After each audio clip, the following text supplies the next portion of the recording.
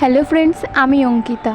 আবারও চলে এসেছি তোমাদের কাছে একটা নতুন ব্লগ নিয়ে। তো দিনটা ছিল 20 এপ্রিল, আর এই দিনটা কিন্তু আমার কাছে খুব স্পেশাল, কারণ আজকে ছিল আমার জন্মদিন। তো প্রত্যেক দিনের তুলনায় আজকে একটু দেরি করে ঘুম থেকে উঠেছিলাম। তো উঠেই দেখি মা অনেক সকাল সকাল রান্না করা শুরু করে দিয়েছে। গিয়ে মাকে জিজ্ঞাসা করি, মা তুমি কি রান্না করছো? তখন কিন্তু মায়ের অলরেডি হাফ রান্না কমপ্লিট। মা তখন রান্না করছিল চাটনি।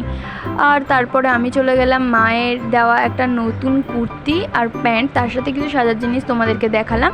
আর আমি চলে গেলাম স্নান করে এসে ঠাকুর পুজো দিয়ে করে নিলাম, ঠাকুরকে প্রণাম, বড়দের কাছ দিয়ে আশীর্বাদ নিয়ে শুরু করলাম সেই দিনটা।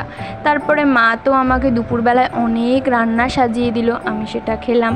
আর তারপরে কিন্তু আমি 7 বছর পর বাবাকে আবার আমার জন্মদিনে পেলাম, কারণ প্রত্যেকবার রবিবার পড়ে না বলে বাবা বাড়ি থাকে না, তাই বাবাকে সারাদিন পাওয়া হয় না। কিন্তু এই বছরটা আমার কাছে বেশি স্পেশাল ছিল, কারণ বাবা ছিল বাড়িতে, আর বাবা কিন্তু দুপুরবেলায় আমার সাথেই খেতে বসেছিল।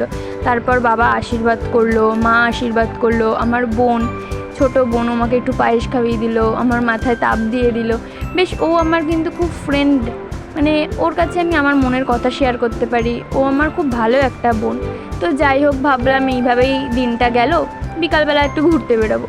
তো তাড়াতাড়ি করে সন্ধ্যা একটু দিয়ে তারপরে আমি রেডি হলাম ঘুরতে বেরোবো বলে। কিন্তু না, হঠাৎই দেখি আমার বোন আমার জন্য একটা কেক নিয়ে এসছে, আর বাবাও কিন্তু আমার জন্য 2টো পেস্ট্রি এনেছিল। ভাবলো আমি কেক কাটবো না, আমার যদি মনটা খারাপ থাকে, তাই বাবা এনে দিয়েছিল 2টো পেস্ট্রি। তারপর সবার সাথে একটুখানি কেক কাটলাম, একটু ঘরটাও ডেকোরেশন করে নিয়েছিলাম। তারপরে তো সেইভাবেই আজকের দিনটা কাটলো। তো তোমাদের কেমন লাগলো আমাকে কিন্তু অবশ্যই জানিও।